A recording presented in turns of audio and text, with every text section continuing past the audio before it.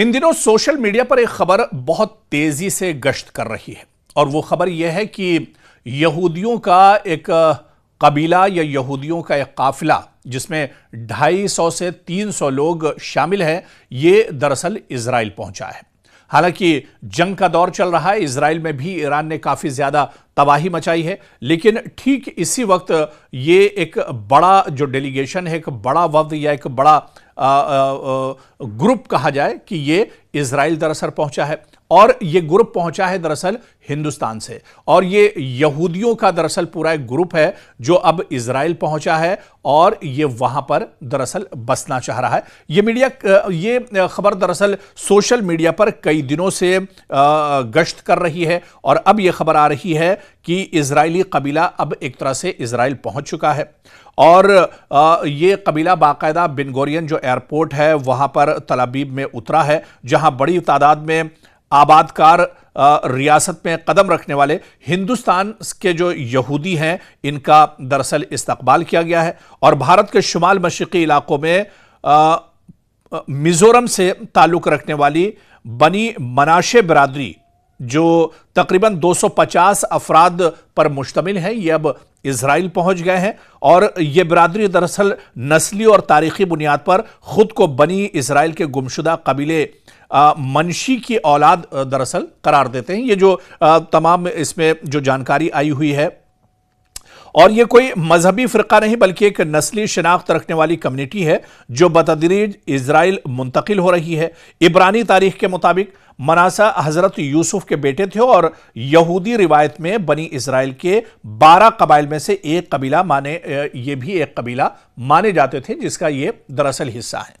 अब दरअसल सवाल ये उठता है कि ये हिंदुस्तान में आबाद थे लेकिन एक साथ अब ये इजराइल पहुंचे हैं और वहां पर बसना चाहते हैं। आप देखिए कि इजराइल लगातार मशरिक़ वस्ता के अलग अलग हिस्सों पर, चाहे वो आप लबनान की बात करें, चाहे फ़लस्तीन की बात करें, चाहे ईरान की बात करें, शाम की बात करें, जो भी मशरिक़ वस्ता के अलग अलग हिस्से हैं जहां पर इजराइल की नीयत दरअसल ठीक नहीं है, इजराइल नापाक कब्जे कर रहा है, ग्रेटर इजराइल बनाने के लिए नापाक कब्जे दरअसल किए जा रहे हैं। और मशरिक़ वस्ता में दरअसल जो कशीदगी, जो तनाव, जो जंगें होती रहती हैं, वो इजराइल दरअसल ग्रेटर इजराइल के लिए ही लड़ता रहता है। जो जंगें, चाहे वो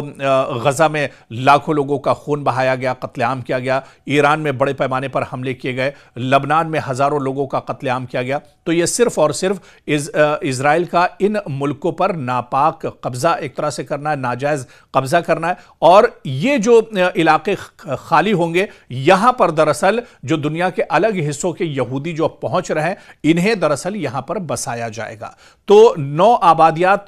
या जो यहूदी यहां पर पहुंच रहे हैं, इन्हें बसाने के लिए दरअसल इन तमाम इलाकों को कब्जे में किया जा रहा है। और फिर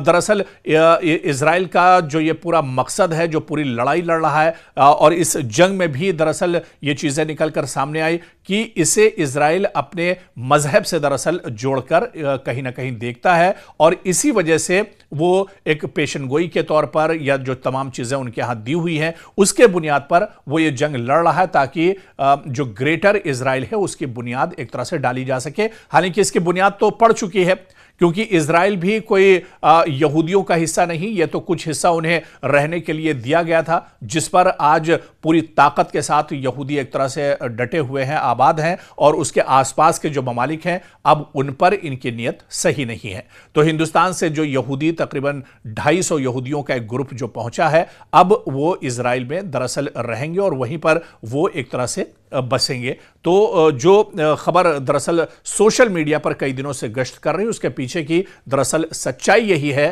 कि जिन इलाकों पर अब इजराइल तेजी से कब्जा कर रहा है, पूरा यरूशलेम का जो हिस्सा है और क़िबला अव्वल जो मुसलमानों का है, मस्जिद अक्सा, यहां पर पूरे इलाके पर नाजायज कब्जा इजराइल का है। पूरे आधे फ़लस्तीन पर तकरीबन कब्जा कर लिया है इजराइल ने। लबनान के एक बड़े हिस्से पर कब्जा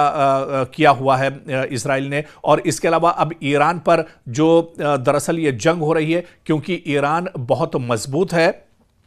और पूरे मशरिक़ वस्ता के ममालिक में अगर कोई मजबूत और बड़ी ताकत है तो वो ईरान है। यानी ग्रेटर इजराइल का जो प्लान है, जो मकसद इनका है, उसके बीच में जो सबसे बड़ा रोड़ा है मशरिक़ वस्ता में, वो दरअसल ईरान है। इसी वजह से ईरान को हटाने के लिए इजराइल बार बार उस पर अटैक करता है। तो ये दरअसल पूरी कहानी, ये पूरी मंशा है इजराइल की, जिसकी वजह से मशरिक़ वस्ता में ये जंग जारी है।